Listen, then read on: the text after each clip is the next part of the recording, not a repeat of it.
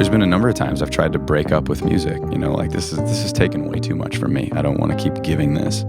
But when you get to that point, I think if you remember, it's just like a really close relationship, like a marriage or something. Right. You remember where it started and the core of why it is.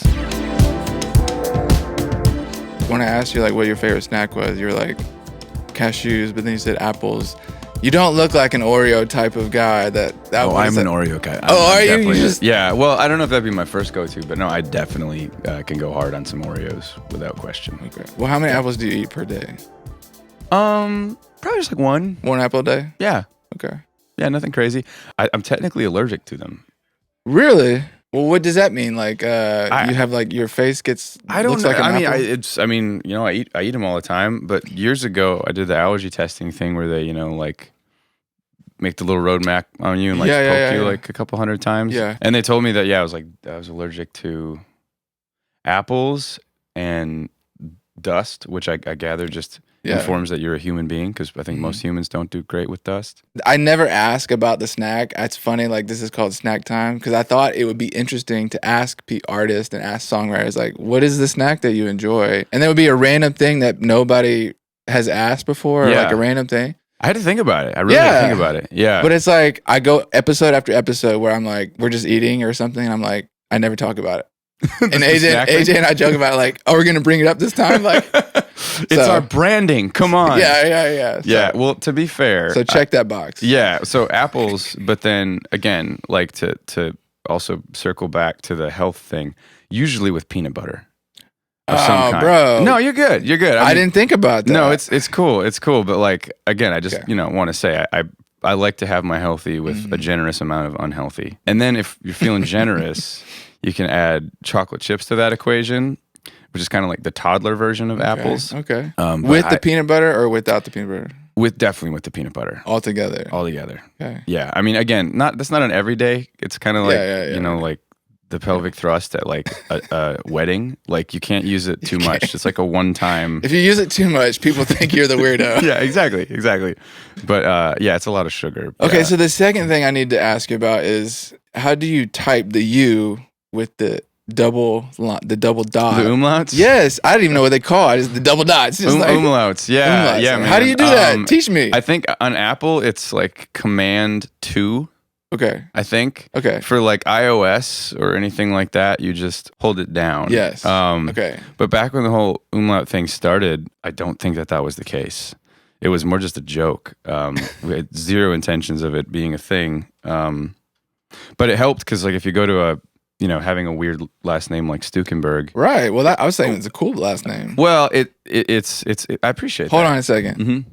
Did you add the umlauts? Am I saying that right? Yeah, you're saying it right. Umlauts. Yeah. I'm questioning myself again. But did you add that to your name as like a design thing? Well, yeah, we did, again, as a joke. So what happened is we had gone to... I just lost all kinds of respect for you. Yeah, no, I thought it was legit. Now I don't need to type it in. You don't have to type it in. No, it's well, the thing that's funny is I think that just through autocorrect, it is now, just because, when you're filling out different documentation for driver's license and stuff, because it's so commonly a thing, I think that accidentally it's ended up on like tax paperwork and stuff. So for all I know, by this point, it might be legit. Yeah, I don't know. Changed. But no, again, started as a joke. That's just hilarious. Had gone to play a couple radio stations super early on. I just thought it was like exotic. Like he just has an exotic last name. It serves a purpose though. This is the thing. Like again, it was supposed to be funny, but it also, when people, the way that technically the name is pronounced, if that's not there, is Stükenberg, which is not correct. But so the other thing too is, and I don't know how true this is, but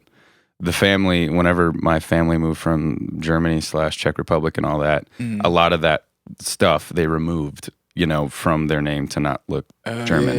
And so the weird part about it is it was supposed to be a joke, but also helped inform radio personalities how to pronounce it, because if it's not there, technically it changes the vowel. But yeah. Anyway, I'm surprised it's still a thing after all this long. I'm always jealous of cool last names because Walker is kind of like... Really? Texas Ranger? Well, okay. Really? There's one guy. Chuck Norris is the one, though. Okay. Yeah, he's pretty cool. Yeah, he's pretty cool, man. I wish I could have him on the podcast. Yeah, I appreciate that. But you probably didn't get made fun of as much as a kid either. Oh, yeah. Yeah? Okay, well, let's talk about your upbringing, because like Like, how depressed are you? No, it's like if you're a songwriter, you must have had a terrible childhood. We could circle back to that because a lot of good songs come out of heartbreak, right? True. But yeah. early on, did it start as a musician, or did you were like, I just want to be a songwriter, or like I want to be on stage? I saw that picture on Instagram. Your dad had the guitar. Yeah, man. Yeah. So how did it all start? Just I think always loved music in some capacity. I think my first time singing in church, I was probably like 5, somewhere in there. So I think that was kind of a part. Mm-hmm. I think the relationship changed over time, and initially it was just sort of this, for lack of a better definition, parlor trick where you can sing and you're a little kid. Oh, you know? You don't know if kids can really sing. Yeah, until later, and then, right? But then over time, you like any kid, you look for that affirmation. I mean, I think it's sort of the thing that like curses anyone who creates. The first time, you draw a picture and somebody says, "Wow, that's awesome." Next thing you know, 10 years later, you're going to art school, still chasing that awesome affirmation. Yeah. So there's a part of that, but I think a big part of it for me, one was just that I think, again, just generally loved music. Didn't really know what to make of that. But what type of music did your parents listen to? Like young, my parents were in like seminary and doing all the missions work stuff. And so at that point, AC/DC. Yeah, exactly. Yeah.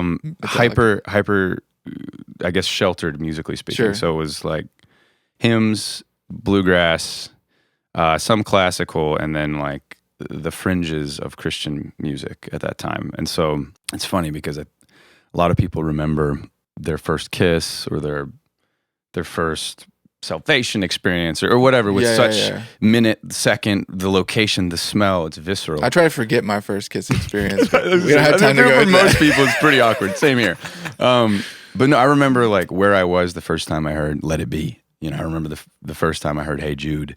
I remember the step I was sitting on, and like the Beatles for me, I think were this really interesting reintroduction to music. I remember I had a buddy, this is in Kentucky, that, and this dates me, but made me a mixed cassette tape of some of his favorite Beatles songs and like smuggled it to me because, again, this was like forbidden fruit, which of course always tastes the best. And yeah, I remember these apples are poisoned, by the way. Are they? Okay, Yeah, we'll put that to the test in a second here. But yeah, the Beatles were definitely a big, like, that changed my relationship with music. I think it added. Were you playing guitar at that moment? Yeah, I had started. Like junior high, high school? Yeah, I think early on, my dad had taught me a couple guitar chords, and then I had no interest in playing guitar. How serious was he about it? Was it like a hobby for him? Just like it was a hobby for him, but also just working in and around church and mission stuff. I think it was a thing where it was also a useful skill to have for a lot of that. So so he would I think for a lot of musicians, their introduction to music starts in church. In a lot of different ways. And so, but yeah, and he had tried to get me to learn guitar, but I just really wasn't interested. I actually ended up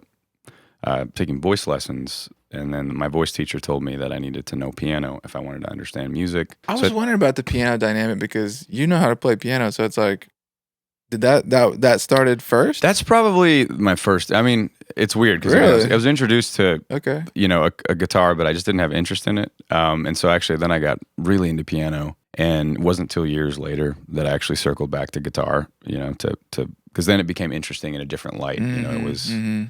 I never loved guitar. It was more just a means of getting to a song. I was never that guy that just, to this day, it cracks me up that like a big part of my living comes from playing guitar because I know so many friends who just love playing guitar, like just love it. It's their thing. Yeah. And I think for me, it's always just been a way of getting to a song, getting to an idea, Same thing with any instrument. It's just a tool to build.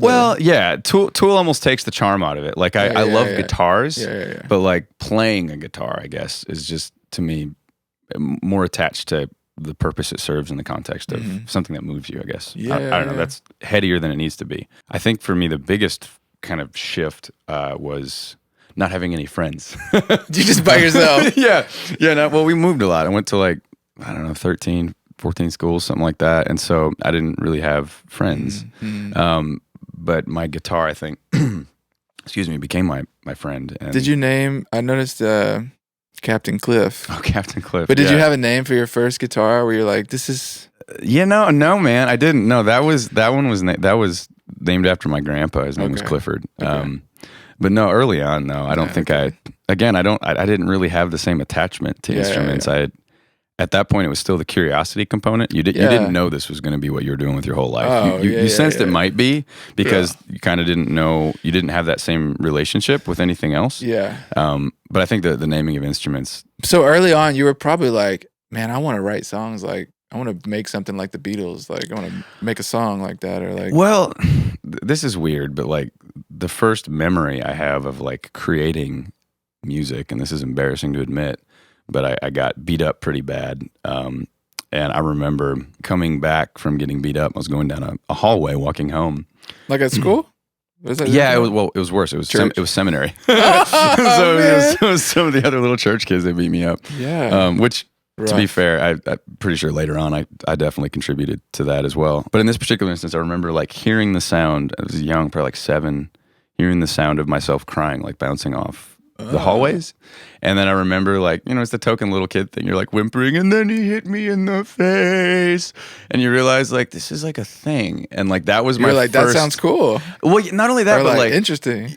Almost like the musical equivalent of wall paintings for cavemen. Like it wasn't so much a song as much as it was a tale of woe. Explaining to the world, or in this case, the walls of the hallway, the injustice of being beat up by these other kids. Man, but yeah. Oh no, but then later on though, I think it was kind of like more of a medication, just because I think no friends, moving a lot, generally having a demeanor that wasn't very stable. I think that it became my therapy, and I think this is just a weird thing about musicians in general that a lot of people don't. We were kind of talking a little bit about this earlier, that people don't many times recognize, is that people assume that you like attention, you like doing this charismatic act. I think for a lot of us, at least that have kind of been lifers in it, that's really not how it started at all. It was very awkward and very broken, and it's just a weird side effect that it happens to be a thing later on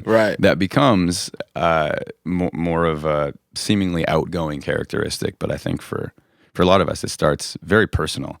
And I think that the other thing that's really good about that is that as a musician like yourself, we can wear a lot of hats, and it can get really confusing. You can get really convoluted and forget that core. And it's weird that if your core is attached to sort of that personal relationship, not the business, not the production, not the marketability, not the success, but just my relationship with music, I think if you have that at its epicenter, it really helps to center you. Because I feel like there's been a number of times throughout working in music where I've just not known why am I doing this? Like what am I doing? Why you get lost? You get lost, and it's just absolutely it's a discouraging field too to be in. And I think that there's been a number of times I've tried to break up with music. Like this is taking way too much from me. I don't want to keep giving this. But when you get to that point, I think if you remember, it's just like a really close relationship, like a marriage or something. Right. You remember where it started and the core of why it is. I go back to this picture often in my head of I've been a bass player for like all my life pretty much, and then I bought my bass that is my main bass like I guess when I was in high school, and I've had it ever since and never bought another one. I probably do need to buy another one, but at some point, maybe like a year ago, I just was like, I forgot that I loved the bass, because when you start recording so much, you're just like, you don't really play enough, what I mean? Like you don't play as much as you used to. And so I started following guys on YouTube again that were like, hey, here's this Motown bass stuff. And so I was like learning all this stuff, and I was like rekindling my affection for the bass. And one night, I guess I was playing it in bed, without a shirt on, and I just fell asleep. So like the bass was like this, and my wife just takes a picture of it, like this is Josh's real love, you know what I mean? Rekindled affection. Yeah, but it's like so true, man. It's like just remembering just how it started, for you, and like just not forgetting that the love part of it, the love, and I think the curiosity of it too. Yes. I really. We've both been doing this for a long time. I think that it's really easy to become formulaic with things, be it the engineering, the production, the writing. But I think the other thing that kind of goes hand in hand with, again, continuing to compare it to a relationship, if you want to rekindle a relationship, start asking questions about someone that you think you know everything about, because you probably don't. Right. Similarly with music, there's always new ground. There's always new questions. There's always new experiments. And that's one of the things I love about it, is the curiosity thing. And if you allow it to continue to. I used to, even just with mixing, so many people are like, oh, you got to mix fast and you got to like be efficient if you want to make it a business, and like you got to have templates and all this kind of stuff. And I got to the point where I was like, I had my template. I had like the common way that I would treat a drum set or a kick drum or a snare drum. But it's like, I just, at some point, I kept the organizational strategy that I have, like all this bussing and everything. I keep that the same. But it's like, I'm not doing the template thing anymore, because it's like, I need to hear what this kick drum is doing. Yeah. I need to hear it by itself in regards to compared to all the other kick drums. Like, this is a different one. Yeah. Hopefully. And so it's like, that's foreign to the world of mixing, though. Oh, you know this. So many people, they yeah. literally trigger out the kit before they've even hit spacebar. Oh yeah. That's just a thing. I mean, and good and bad of both, like if you can do that and people are happy with it, it's cool, like whatever. But yeah, it's just that it does something for me where it like takes away the love a little bit. Yeah. You know what I mean? Yeah. So it's like, that's what I'm always chasing too, is like not to lose I mean, it's crazy to me that like, and I don't know if it's crazy to you, that like we make our livings like doing something that's creative. I spent 5 years in a cubicle doing Excel spreadsheets, wondering like what my life was about. I can get to the point where like, from that point looking on, being like, how could I make this a full-time thing? And like my life, I would never be sad again if I had this type of job. Right. And then you get into the job and it's like, oh, I'm a sinful person. That's not really what was making me sad in my life. Yeah. But this, and then trying to just remember and rekindle that passion and that love, so. Yeah, but that's a really good point too, Josh. Yeah. I think the other good thing to know about the plight of a musician is I feel like most of us have had a myriad of various jobs throughout the years. Totally, and when you do get to a point where you're able to sustain, existing with music, it is a job, and there are definitely days where it's not as pleasant, but I always remind myself, dude, you can complain all you want, but you are making music to feed your family. Like, be grateful for that. Yeah. And That's don't be a super whiny cool. little baby about whatever it is that's bothering you. Like, it's a big deal. I read on your site that you were nominated for a Grammy as a songwriter. Yeah. Can you give a little bit of backstory, or like how that all happened? Or? I mean, yeah, for sure. It's, it's kind of meaningless, but on paper, it's cool, I guess. My first, I guess when I was 17, I got my first musical job. I guess technically when I signed to the contract, I was 18, but I as a staff writer. Cool. Staff songwriter in Nashville, so moved there. And were you responsible for like writing a certain amount of songs?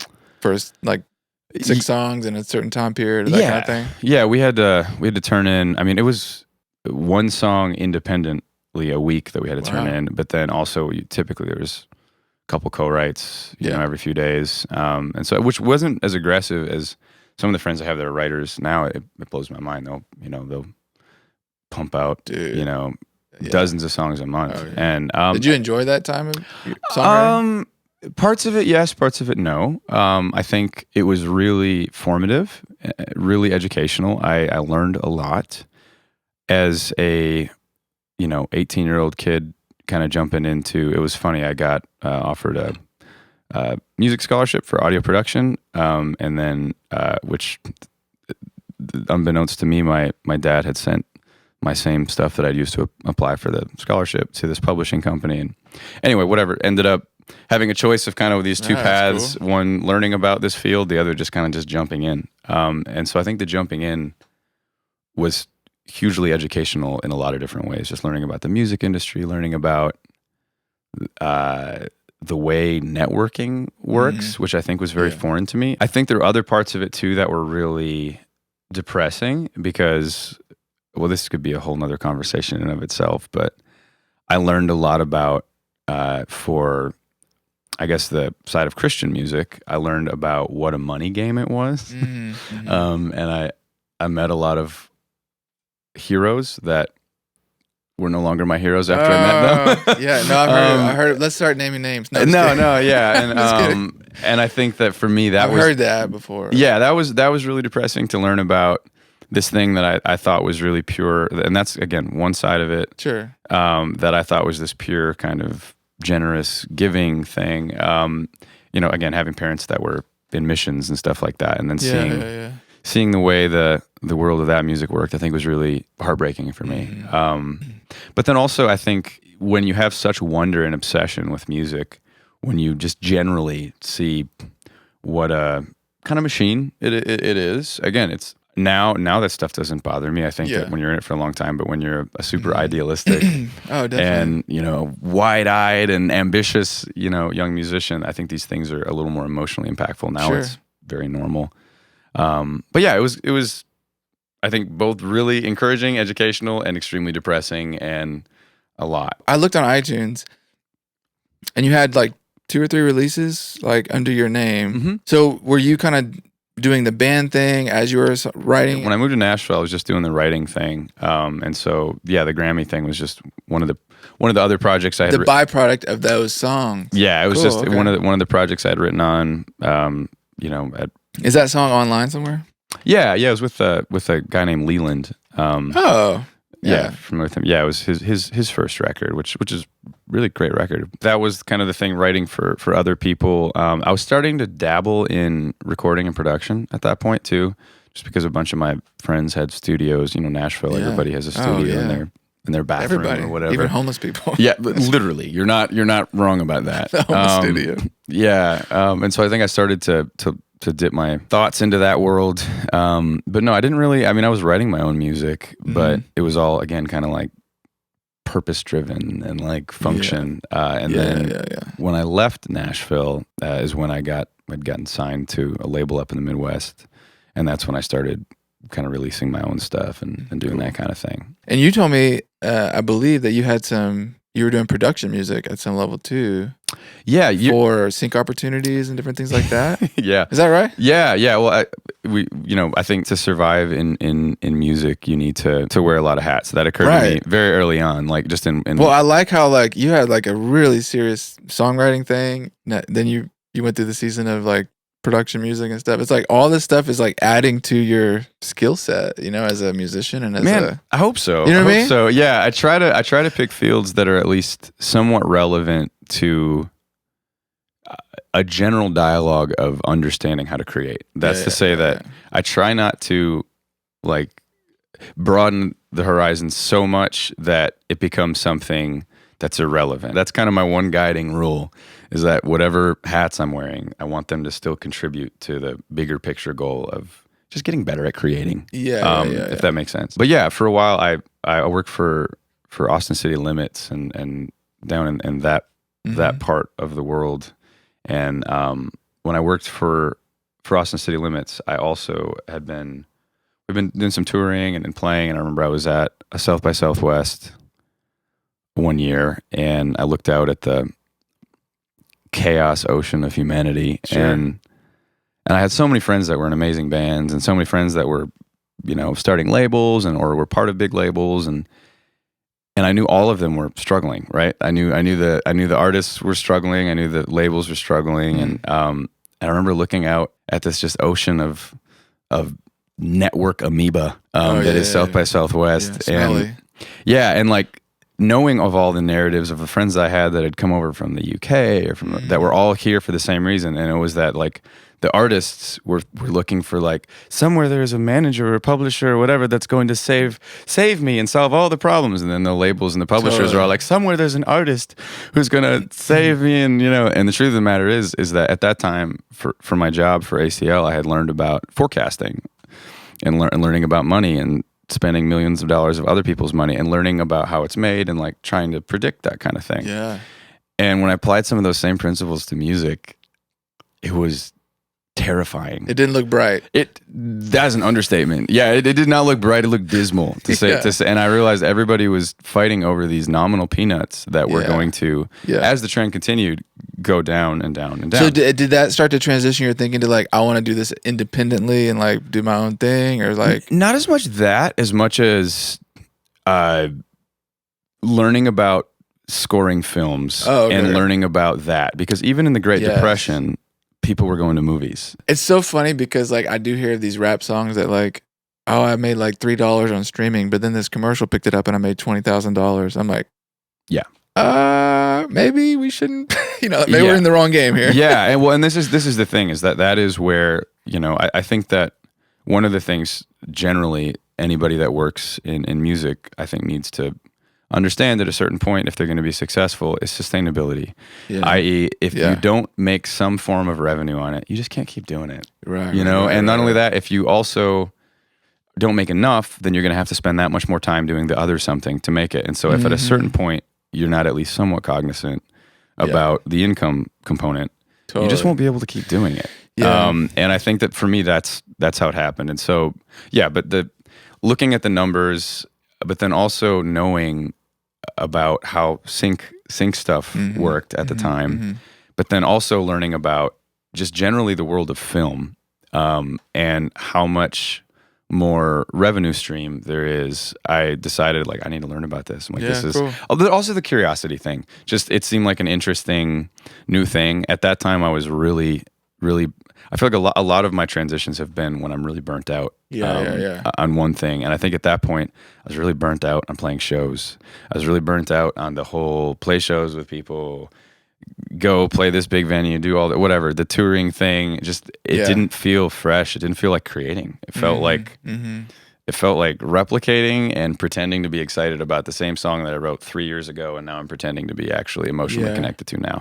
Whereas film, I knew just from my friends that were directors, it's always different. They always need something different. So all of my first scores and stuff that I did, I didn't know anything. And it was so awesome to talk to these directors, and they'd be like, can you blah, blah, blah. I'd be like, maybe. Let's see if we can. And what I really loved about learning about film music, and then later on doing the commercials and that kind of thing, is it was new. It was different. I had to learn different technologies that I wasn't familiar with. I had to learn different instruments. I had to learn just a different way of thinking. When you introduce visual medium to audio, it changes the way you think about it. Yeah. And not only that, the other thing that I'll say about that is working with directors permanently changed the way I think about lyrics. Really? Screenplays. Yeah. Okay. In regards to like telling stories, or like what do you mean? No, not just stories. It's, you think about the cadence of a conversation. Yeah. A well-written screenplay, they're going to put subtext in what's happening between the characters that doesn't have to be stated. I.e., if you're really sad because your best friend died, our conversation wouldn't be, I am really sad because my best friend died. My heart hurts. Rain, it is raining. Whatever, pick your metaphor. Right. It would be sporadic. It'd be all over the place. I don't know where this came from, man. Like I didn't see this coming at all. Like our last conversation was this. The way human emotion works is nonlinear. And one of the things that really turned me off to staff writing was it's all linear. You're coming up with a formula, everything has stuff, and this from a production standpoint, there's even a time parameter. By before roughly a minute, your chorus better be in and it better be bumping, and then by it's getting worse the bridge. these days, bro. Like, totally, yeah. 5 seconds and now we're already at the chorus. Yeah, exactly. Yeah, and then you need to have the chorus like 47 more times before the 3 minute and 30 second mark or whatever. But scripts and screenplays introduced me to a new way of thinking about the way words inform emotion. And like there's this book that a director buddy, Scott, if you're out there, Scott, thank you. Yeah, shout out to Scott. Shout out to Scott Edwards. Gave me a book called Story. That it's basically it's a textbook about writing screenplays. Cool. And this guy goes through and details the parameters for what makes a compelling story, and the reason that trumps anything else. Production value, actors, actresses. Ultimately, if the story's not there, there's only so far it can go. And in a similar capacity, applying a lot of those same principles to songwriting, you find that the way we understand emotion in a more evocative sense, in a less literal, straightforward sense. Yeah, technically. It's all these little layers underneath. And some I feel like some of the really great songwriters, the people at least that I would think of as really great songwriters, understand that, and maybe they don't know how to articulate it. Yeah, maybe they wouldn't be calling it out, but the way that they write it's all these implications. It's parts of conversations that hit you so much harder because that one little sentence isn't just the face value of how sad I am, baby. You know, it's something that implies 50 other plot lines with one sentence. And I think that that's the other thing that really changed my perspective of production and music about working with film, is that film is just so much more potent as a medium than audio. It's just so, again, circling back to what we said earlier, depending on why you started creating, if you started creating because you love music, that's one thing. And that's the same for a lot of us. But for a lot of us, it's about expressing an idea, making somebody feel something. Again, cave paintings. We're trying to communicate something that we're feeling to another human being, either alive or dead, whatever.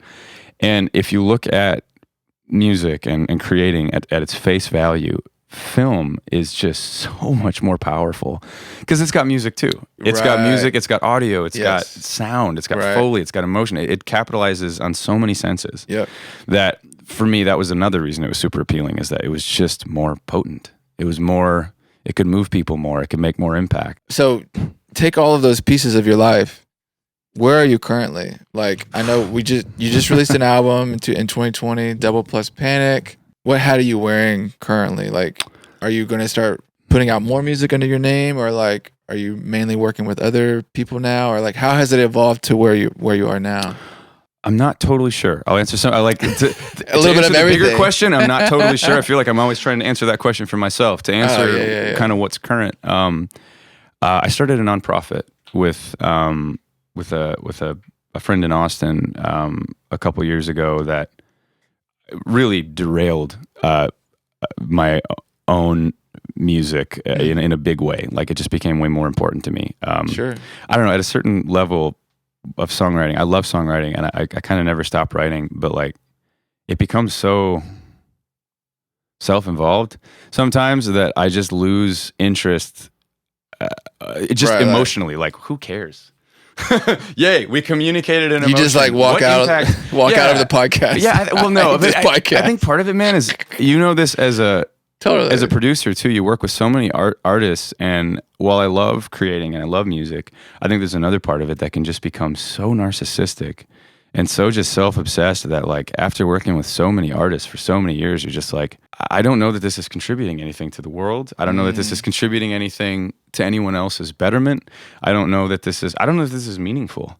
And so I think that some of that distaste working with other artists kind of fed into my own music. We're like, wow, you're really self-involved, man. You should think about this a little bigger picture. So anyway, it's shifted to this nonprofit, which is a music associate. Yeah, the nonprofit basically it takes, you familiar with CCLI? Yes.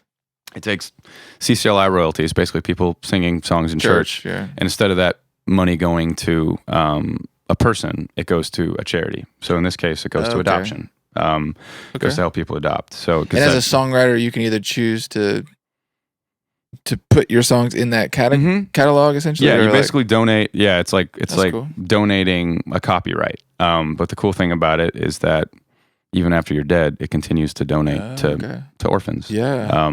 Which for me seemed like an obvious thing to be able to use the catalyst of Western church for. But it's turned out to be a lot more challenging than I expected. So that's where a lot of you've been working on that for about a year, 2 years? About 7 years. 7 years. Dang, bro. Yeah, man. I really believe in it, but it's been a really an uphill battle. And getting to the 501 status too. This is a musician. Yeah. We know a lot about microphones and stuff. I certainly didn't know a lot about 501s at all, or some of the intricacies of the publishing world that I needed to learn about to make this work. Another part of it has just been creating music for that. We've got 30 songs ready to be released. That's a cool idea. So like, let's make music for the church, specifically that we can connect to this nonprofit and start to build that catalog out? Yeah, so basically it's kind of like an offering plate. Okay. And so because of the intricacies of the publishing side right now, basically it's just myself and a couple other people that have put it in there because it's really complicated to get the money to go from the publisher to like this corporation to ASCAP to BMI to the charity. Yeah. But what we had to do is basically start with something. And so we've got a catalog of, I guess, about 30 songs we've written that are all over the place. The nonprofit's called Modern Psalm. Okay. And they're all over the place. Some of them are a little more like just art. Maybe wouldn't be so useful for church application. Yeah, congregational kind of thing. But then a lot of the other ones are intended to be a little more congregational, but also in a little bit more of an unconventional sense, like congregational songs about fear, or congregational songs about gratitude or forgiveness, things that should be staples and pillars, but we don't really sing about. We're just too busy singing about water and reckless water and trees. Whatever. Yeah, you know, choose your metaphor. But anyway, that. Don't get me started on church music, bro. We could be here all day. Yeah. No, there's good in it too, man. There's good in it too. I love that, like, shift from being self-focused to others focused. So much of art to, like, take away the idea of like, this song is gonna make a bunch of money. No, this song is gonna hopefully provide for these orphans. That's a different. It changes the way you write. Yeah, and this is the other reason. So when we first started it, it was just kind of this experiment. And I called the cool thing about getting to our age, Josh, is a lot of our friends get more powerful and cooler. And so because I started in Nashville so young, a lot of my friends are running big companies and stuff. And so I'd called one of them. His name is Rick, and Rick's a dear friend and a sweetheart. Shout out to you, Rick. And I told him what we're trying to do. Yeah, and cool. He was a very, very legit guy in the world of publishing. And I told him, and I'll never forget this conversation. He's like, well, Stuke, it's like, you're the first person in 20 years to call me and ask, how do I not make money with my songs? Like, I have no idea, man. And that was, at that point, it became obvious to me and the other guy I started this with that, like, our songs were one thing, but they were not nearly as important as just this offering plate existing. Because to your point, creating from that headspace of just knowing that, hey, whatever we create is given away. You're literally donating it before you write it. Yeah, really. It changes. You don't realize how much ego works its way into the writing process until you pull it away. Because you realize you're not, even if this is a huge hit, I still won't make money.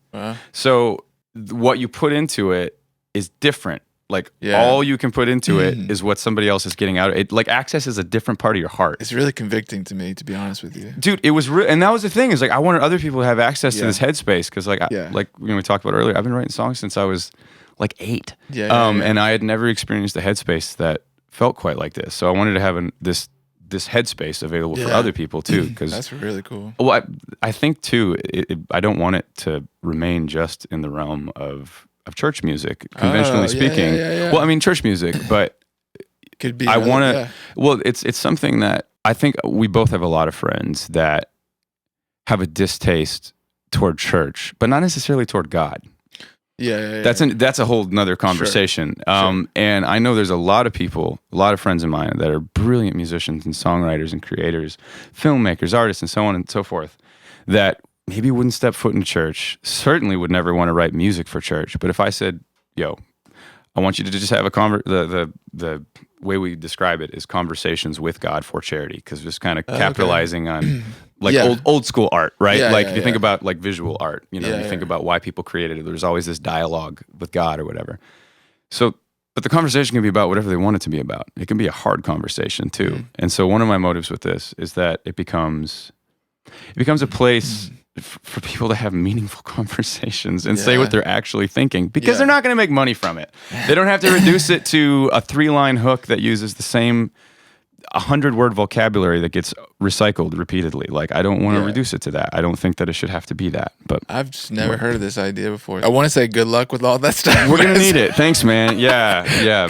I love that though, man. It's like I said, like, that's really convicting to me, because it's like, and everybody that I work with is like, this song is going to be huge and make me a millionaire. And, it's like, probably not. Yeah. But if you take away if you change the motivation, I mean, especially coming from a Christian perspective too, is, man, what a legacy. It's like, if you're, I'm just throwing out a name here, but like, if you're Chris Tomlin and all your song royalties, which are probably a lot, go to like literally millions, orphans and like, I mean, take care of your fam for sure. But it's like, that's cool. Like, well, yeah, man. And no hate on whoever does it differently, but I'm just saying. Yeah, like, for sure. You know what I mean? That's a really great point. It seems like it could end up being like this collection of guys that are just like these really unique people that like just have this heart to do that, but they're also crazy talented songwriters. Totally. You know what I mean? Yeah. And then they're just like writing and they're seeing how many orphans can we take care of. It's like, it's freaking exciting, man. Like, man, well, I appreciate you saying that. I think you know so. what I mean? I think it's cool, and not only that, but just technologically, like it's to me, it's really cool because back in the day, some of the first people in what would now be considered the Christian music genre, people like Keith Green. Yeah, that reminded me of that. Yeah, man, they gave their music away, but like, dude, he had to print physical records. We're talking a lot of overhead to be able to do that, right? Yeah. And so, he had to be able to do that, and people like that were my heroes growing up and remain my heroes. But what's cool about this is it uses the infrastructure of things like PCO, things we're already doing, that all this has to do with is people just making a decision to do it differently. Yes. And to tithe their creativity. And not only that, but if you tithe your creativity, it continues to go and go and go and go. And so to me, cool. It's an exciting concept, and hopefully it'll work. We'll see. I love because I didn't know about that side of things. 7 years, man. You gotta get the word out, bro. Yeah, man. Well, that's what this podcast is about. There you go. Yeah, it's been complicated, but we should be going live with it very soon. But but to be clear, no, yes. I'm still a lunatic narcissist obsessed with myself and my own emotions. It's a work in progress. Like every musician. You're a work in progress. Yeah. That's why you have a mustache. There you go. We haven't talked much about the songwriting process for you. Let me just pull out a couple of things here because I think we were talking a little bit earlier about how like modern production is so clean and it's like rigid and stuff. Yeah. And I was explaining that, I was challenged recently on a podcast by this guy saying, once the drums are recorded, we're not really going to listen to the click anymore, or we're going to turn it way down and basically like feel the music. Do you feel like that kind of enhances the song for you? Like just that more like, hey, let's just go by feeling and like 100%. Yeah. Okay. Yeah. Is that the way you kind of approach some of your songs that you're working on and productions that you're doing? Yeah, I mean, it depends on the artist and what their objectives are and their goals. Certainly for myself, very, very much. I mean, I take it a step. I'm all about manipulating the start point. I'm of the belief. What do you mean by that? Well, so much of modern music production is post. Right, you literally, a lot of pop music, track a vocal to a click and a pad, and build everything else around it. You can do that. It's very common. Mm-hmm. I'm of the belief that manipulating that start point. I mean, ideally, if you're able to even manipulate the writing part, that it'll influence it. But more than that, like I do use clicks, but I also many times will, instead of using a click, even for the drummer, I'll program a drum machine.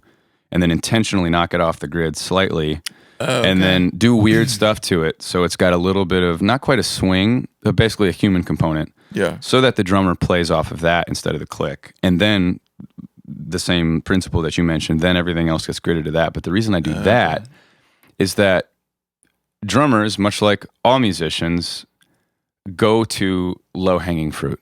They go to the thing that's obvious to go to. Like, this is a click, so this needs this. This needs the whatever, the kick on the 2, the snare on the 4. Part of the reason I'll program a drum machine first is it manipulates where the drummer goes with it. They don't just play like, okay, cool, we got a verse going, let's do a fill into the verse. With that, even in the background, it may even open up ideas and possibilities of things. It shapes what they do.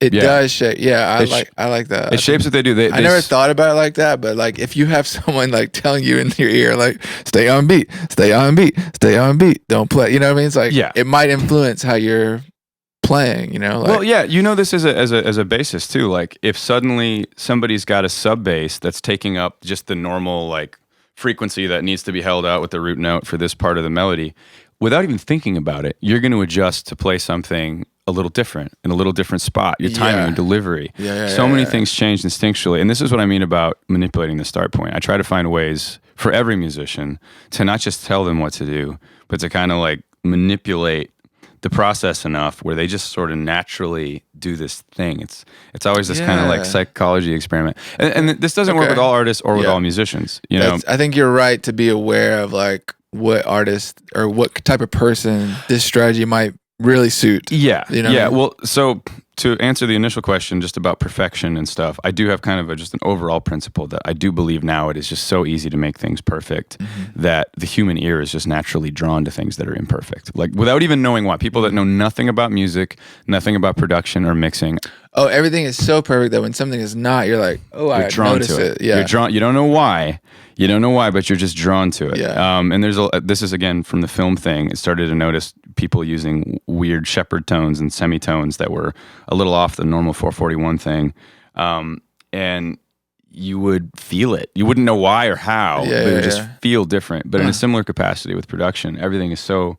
A lot of my favorite artists, we've talked about this, but like are guys like D'Angelo, that nothing's perfect. Everything's behind. Yeah. Everything's a little bit behind. And a lot of those guys, I mean, they're all ultimately going from the Jay Dilla Ryan thing, Tedder calls it the white boy shuffle. He pushes things back like constantly because he's like, he actually said recently, which I thought was a good comment. He said, if things are ahead of the beat, it creates a sense of anxiety, and people can't articulate that, but like that's what it's doing. Like if you're ahead of the actual beat, and I'm constantly pushing rappers back. Yeah, because I'm like, you can't be ahead.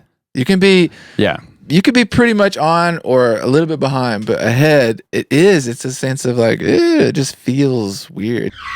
Hey guys, my name is Josh. I'm obviously the host of this Songwriter Snack Time podcast. So thanks for listening, and I hope you learn a lot about songwriting and just are encouraged. I'm super excited to just be releasing a new website called joshwalkermixes.com, where it's only focused on mixing and mastering music. So if you record your music somewhere and need it to be mixed so that it can be the best that it can be, check out joshwalkermixes.com, reach out to me. If you put in the discount code SNACktime, I'm gonna give you 10% off of our first project together. So thanks again for listening, and back to the podcast. Okay, let's just do this. Let's just go to the apples, and we'll just like slowly take a bite of it and just enjoy the sound of that natural, okay? Okay, you ready? Yeah, let's do it.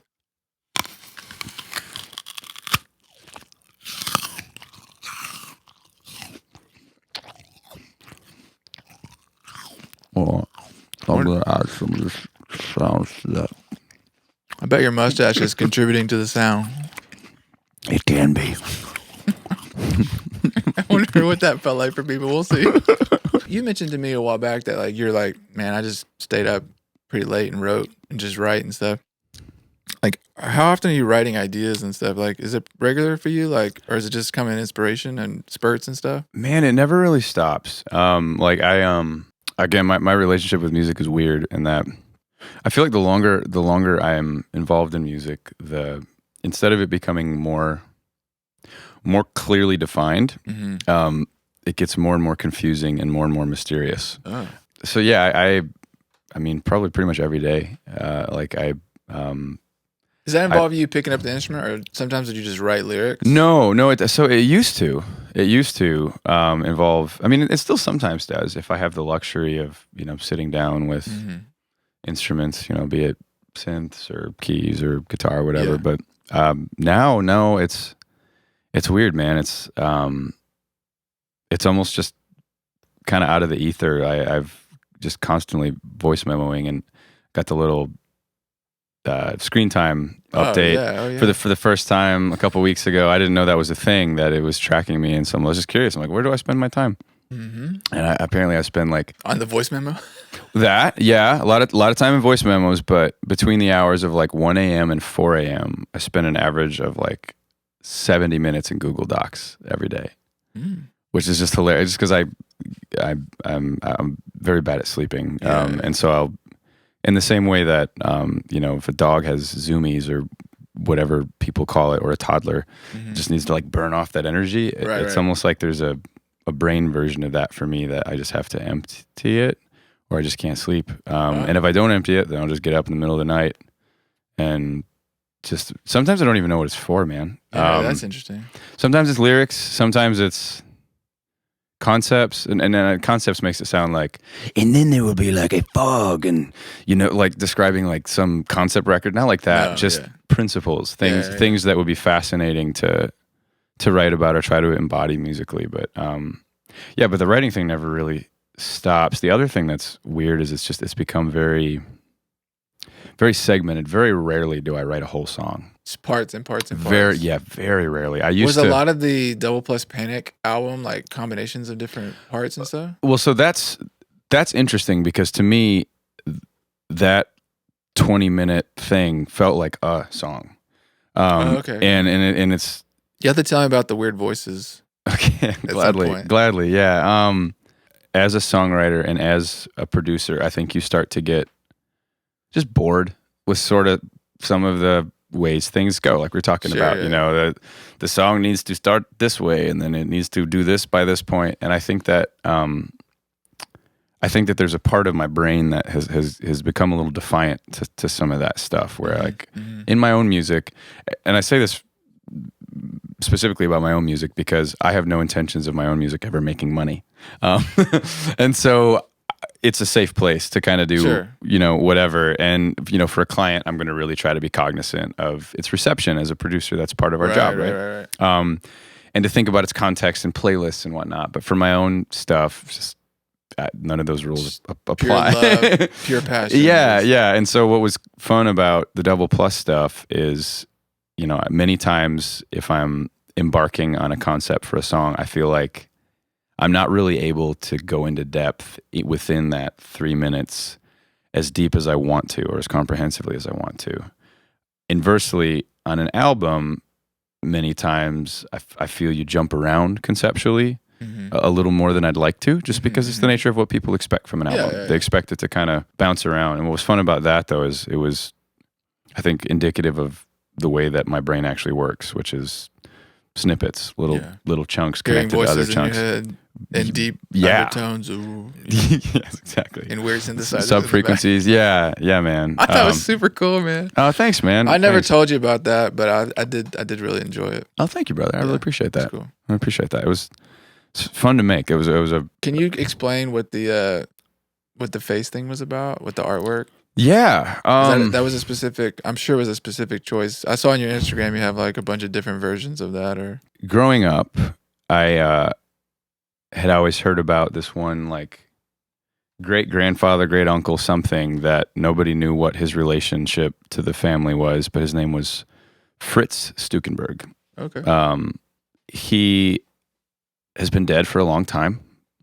Pretty interesting way to start a narrative about a person. Sure. Shout out to Fritz. Yeah, shout out to Fritz. Like I said, whenever my family a couple generations ago moved to the States, people changed spellings of names and stuff, but they all kind of came from the same part. I keep putting a C in your name every time I spell it. I'm like Fritz has a C in his. Okay. Yeah. So I'm technically not wrong. Right. Yeah. And some other Stükenbergs out there that'll hit me up on social media from, Germany or Indiana will have a C, and they'll be like, I think we're related, because nobody really, anytime people moved into the US, it was such a weird thing of people just changing stuff and well, this is my name now, and, but anyway, so I don't know my relation to this guy, but anyway, he was a degenerate artist. I don't know if you know, I didn't certainly know what that was, but basically there were a few artists in that era in Germany that Hitler declared anti-Nazi, i.e. their art was something that was going to compel the masses to maybe not follow him. So like a good degenerative. He called it degenerate art. Yeah, so it actually has in the art world kind of a place of honor because there's only a couple of them, and all of them were sought out by Hitler, and their works were just scorched. Like everything was destroyed. And so you can find a couple pieces of his art. But I remember it was always really inspiring to me that this, great relative of mine, censorship, it was beyond just censorship. I feel like censorship has become a trite, self-important thing in the West that people like to drop for fun. But anyway, I really wanted to do something that felt a little more like that. And I know that's a very loose connection. I know what you're talking about. Basically, not music, art. Yeah. I wanted to try to make art. And being married to a painter and stuff. A lot of those. Yeah. A lot of those conversations. It's cool. Funny. She knows not really anything about music. I don't really know anything about art, but we have these lengthy, deep conversations about the process and like all the kind of components there are the same, cool. Even though sometimes the words you use to describe them are different. but that's where it started, is wanting to approach something a little more like that, a little more visceral, a little less song. But yeah, and so those songs have been, I didn't know, and this is again another funny thing about the writing process for me anyway, but a lot of those songs were written like 6 or 7 years ago. Really? Yeah, it was just funny because it seemed pretty timely in a lot of ways. That was the weird thing about it, man. And that's the reason I decided to like finish up this weird side project this year, is that, one of the lyrics for the song "Keep Us Close," the opening for it was, if they rig the next election, invent a new disease, and only vaccinate the ones who don't oppose. I wrote that in 2015.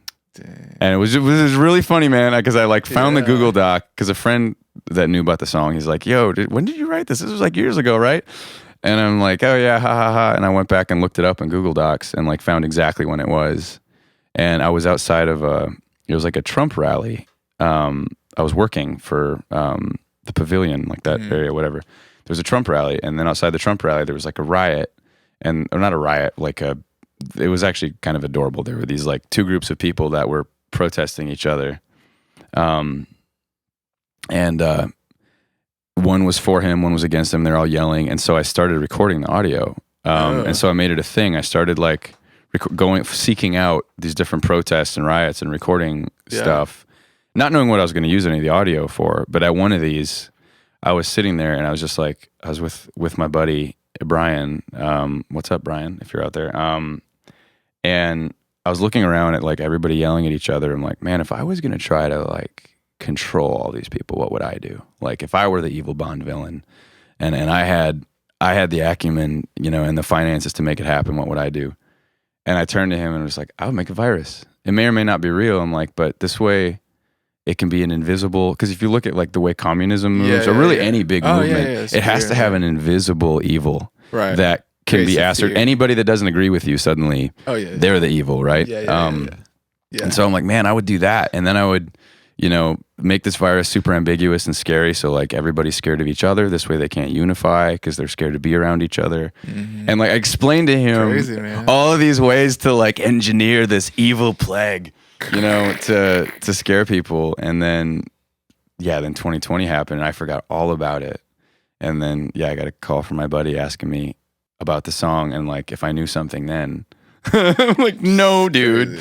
And so then I re-examined a bunch of those songs from that same era, and they all had other similar undertones. And so then it became a task of trying to create something that felt more like War of the Worlds, like the Orson Welles version. That was the other inspiration for it. Like I really, at a young age, heard that. I'm like, man, that's what a cool way to, not make people kill themselves, obviously, but wield something more than just melody and rhythm and find a way to mess with that. You kind of put out this project as a passion project of your own stuff, and hopefully you do more of that for sure. But then it has a cool effect because you're putting so much love and attention into it, thinking about like, what does it even look like conceptually and artwork and all this kind of stuff and media. It just was really cool how all that came together. But then that's going to really, I think, like help with the people that you're working with too, that other songwriters and things that you're, totally. That you may produce or whatever. It'd be like, they can kind of, and I've noticed that is kind of I think it's been like this for a while, but like common practice is like producers are putting out their own songs, and then being like, and not really following a lot of the rules and just doing their own thing and just being like, this is just my creative thing outlet. Yeah, totally. And then it becomes this like, it can kind of become like this little following of people that really enjoyed this certain producer's own work and stuff like that. Well, yeah. I don't know, like if you're, I mentioned this, I didn't think you were very familiar with Jack Antonoff, or I think is his last name, but he produced a lot of like Taylor Swift stuff and pop stuff like that. But his own music is like so different and like creative and just interesting and just like, it's just a really kind of underground thing, but he's really popular. You know what I mean? And so he has these crossovers, and it's I just think it's a really cool thing to do, with your own music and just well, it's, this is a producer. I'll have to check out his stuff first of all. I think you abide by the rules of what the artist is wanting to hear, and so I think sometimes the same artist that you work with on a record will hear those records and be like, dude, you can do this? Right. I had no idea you even did this kind of thing. And I think for a lot of people we work with, they don't really know. If we were truly given full freedom and they didn't bring us 50 references, what would we do?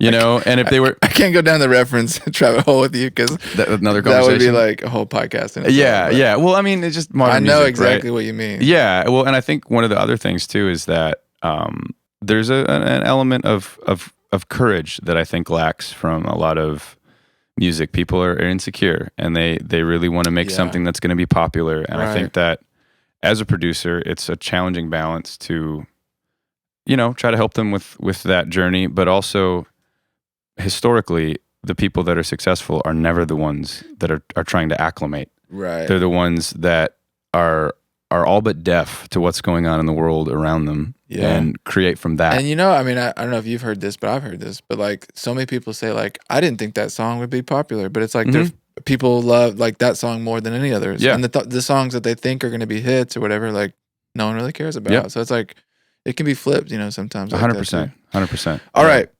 I got a segment called 10 Things. Okay, let's do it. Okay. Just off the cuff.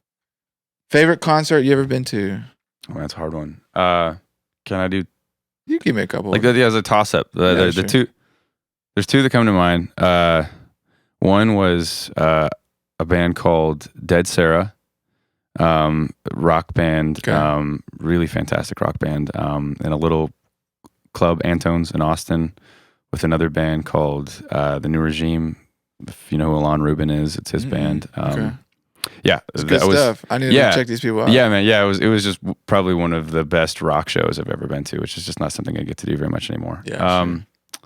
Another one was Chris Thile, if you know who that is. He's Chris Thile was the mandolin player for more than just mandolin player, songwriter, singer for Nickel Creek. Okay, yeah. But then also for Punch Brothers, and Nickel Creek is crazy. Yeah, he's a brilliant dude. Like a virtuoso type. He's a virtuoso in so many different ways. Yeah. But when I lived in Nashville, I happened to be in a coffee shop where he called Bongo Java. I don't even think it exists anymore. And he walks in and randomly was doing a show in the attic of the coffee shop for his parents and anybody else that happened to be in the coffee shop that wanted to come up. No PA, nothing.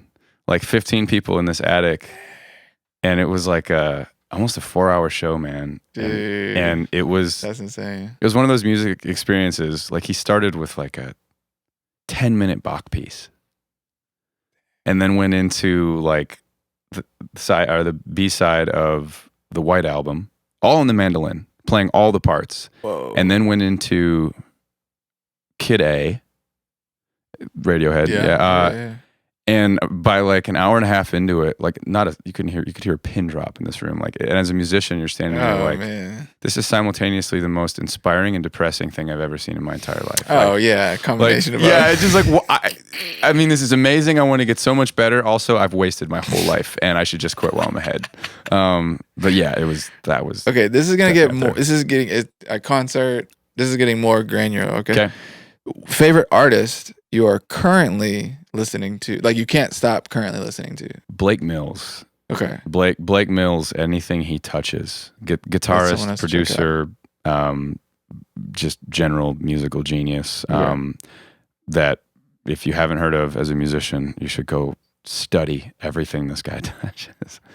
But you're giving me so much to do where I like spend hours just listening to well, music. Not only that, it would be beneficial. He just did a record with Pino Palladino. I'm sure you, as a bassist, you know who that is. Just any musician alive should just study that record, but particularly as a bassist, it's just so artful, Pino man. Stuff is, and with a name like that, Pino. Yeah, totally. Josh Walker. What a lame name, dude. The thing I love about Pino though is he is like the quintessential swagger bassist. He's amazing. Adds so much swagger to everything, and he is the nerdiest looking white dude you've ever seen ever. But he is so amazing. Like yeah. Anyway, album that everyone needs to listen to. Pino Palladino. Okay. Yeah, that's I mean, well, there's a bunch of them that everyone should listen to. This is the last music My last song. I'm sorry, that album's called Notes with Attachments. Okay. That everybody should listen to. Okay. Last song that made you think, wow, that's really good. A song called Robin Williams by a guy named Noah Gunderson. Bro. Do you know the song I'm talking about? I just went down this like 3-month rabbit trail with him where I just listened to his Lover album like over and over again. The record's amazing. And he has an acoustic version that's so sick too. Yeah, man. Yeah, I've probably been on a similar rabbit trail. But dude, that song initiated said rabbit trail in a potent way. Let's just call out that we want Noah to come on the podcast at some point. Yeah, Noah, come on the podcast. Come on, shout out. Yeah, okay. Yeah, what a fantastic songwriter. Guitar of choice. Well, that's a hard. I guess you could take application. It could be acoustic or electric, but I guess would you say you're more electric man than acoustic man? Yeah. I don't know. I do a lot of both. Yeah. I don't really, like I was saying before, I don't really consider myself a guitarist. I mean, because you said that the Clifford, Captain Clifford. That's like the big red dog. Yeah. He was the one that he was the one that you used most on Double Plus Panic. You said that one, and then another one I built. I build guitars, That's cool. And so not like a lot of them, but when it comes to guitars, especially, I'm painfully sentimental, and so I'll put a whole bunch of time and money into guitars that aren't worth a dime because they're meaningful to me because someone gave them to me or whatever. And so probably, if the house is burning down and you got to go in and get it, it would be those, That's probably a better way to frame the question. If your house is burning down, which ones are you gonna grab? You had to go get your one guitar. Yeah, okay, man. Yeah, I don't know. I'd say the two right now that I'm the most smitten with would be got a 1966 Gibson LG1. If you know what that is, it's like a small body, little kind of like finger picking acoustic, like the old folk guitar. That one's really cool. It's kind of got an interesting mojo to it. Mm-hmm. And then the other one, actually, my dad just sent me.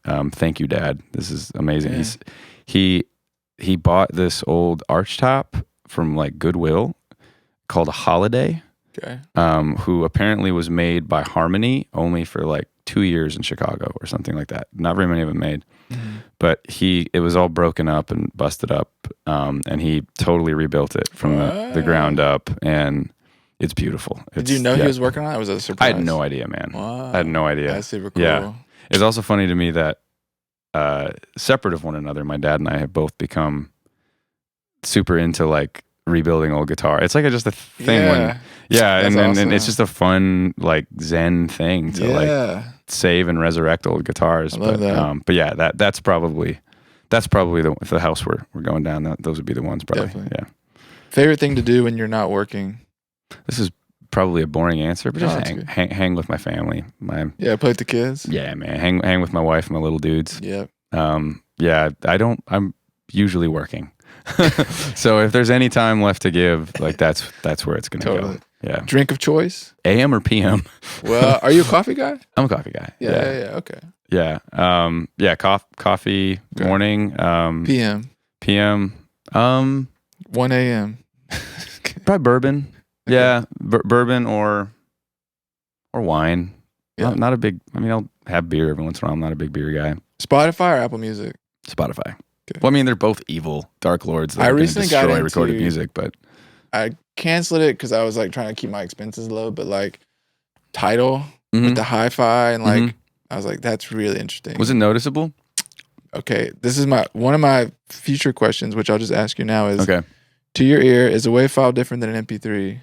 On some speakers, most not. Yeah, dude, thank you. I feel like latency. It's like hard for me to confess as like someone that cares about music fidelity. Yeah, is that the right word? Fidelity. Yeah, fidelity. Yeah, that like I can't really hear, and I've been sending clients like I have a link that says WAV file here, but then I also attach the MP3. Mm-hmm.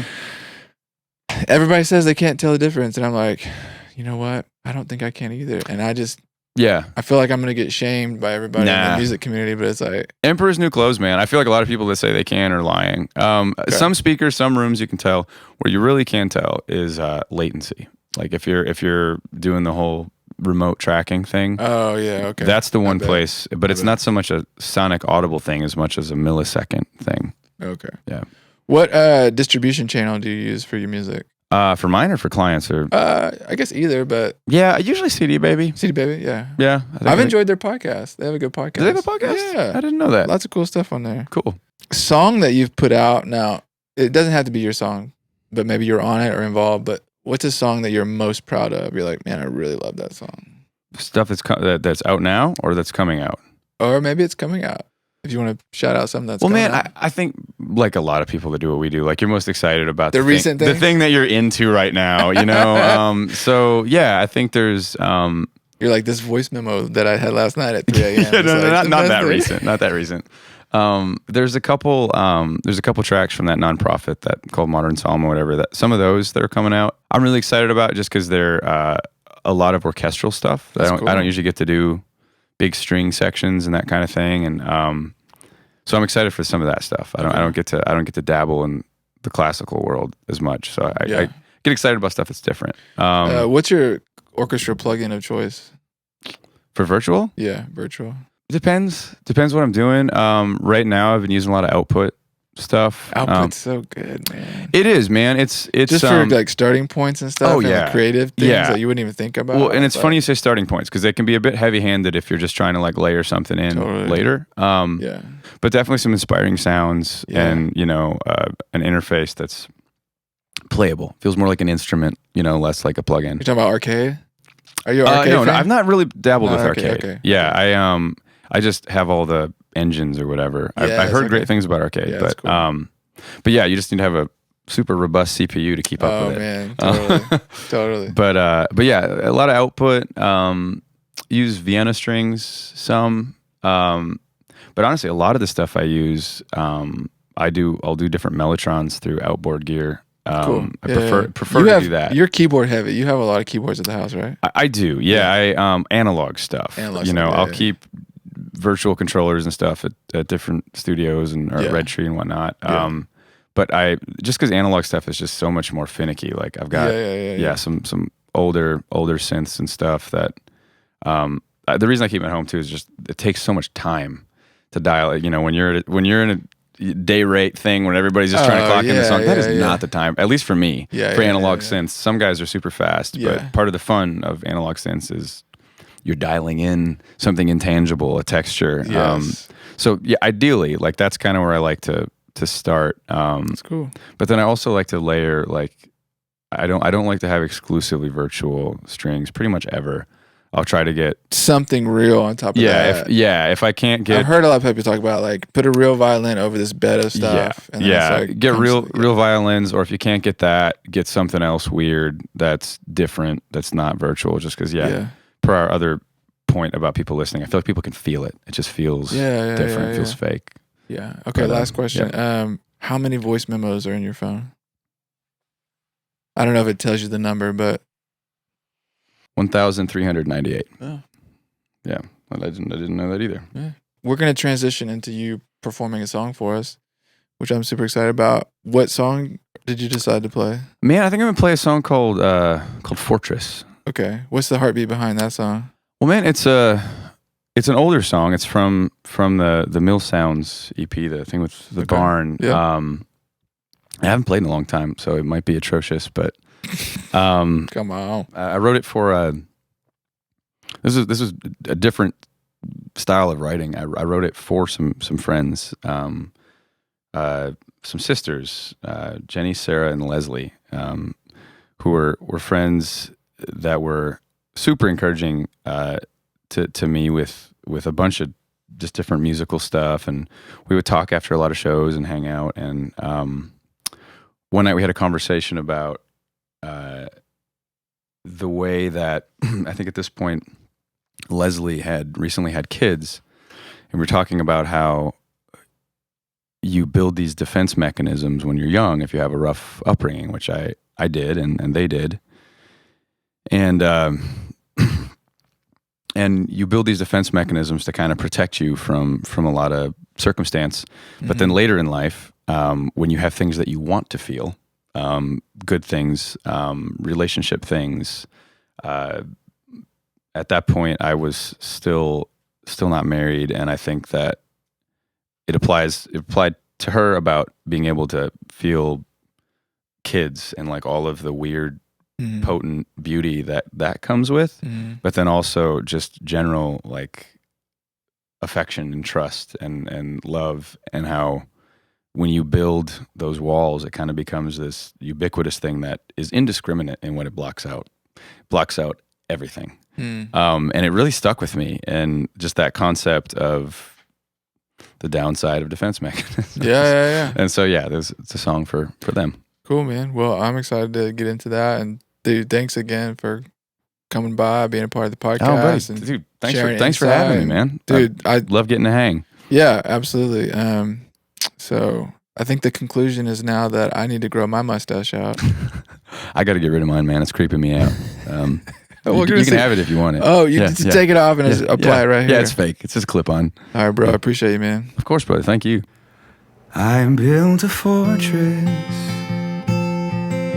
constructed walls to keep out evil forces. If everything else fails, my last resort is to become that place to hide.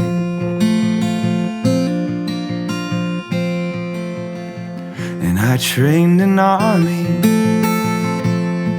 to protect me from the dangers all around me,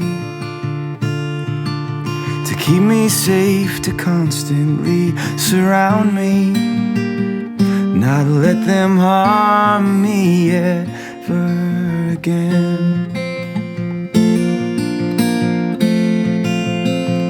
Oh, but now that it's completed, my mighty walls will not withstand what I created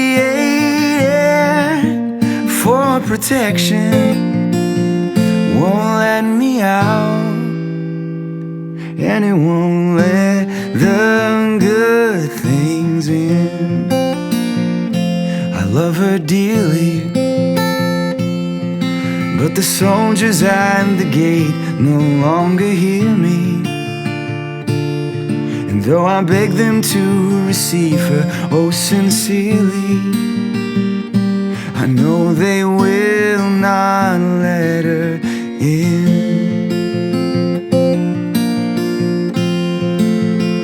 Because I gave them orders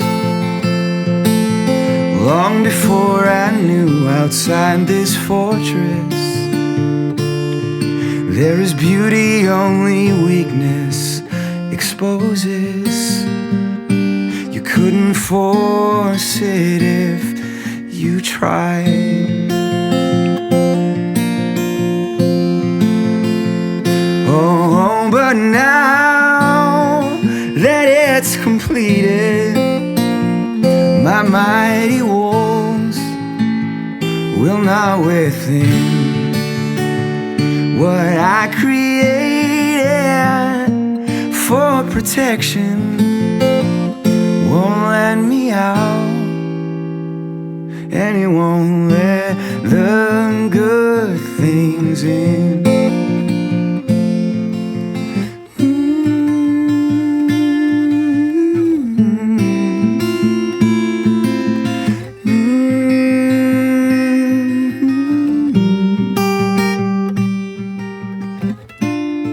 My castle is a cage. My castle is a cage. My castle is a cage. My castle is a cage.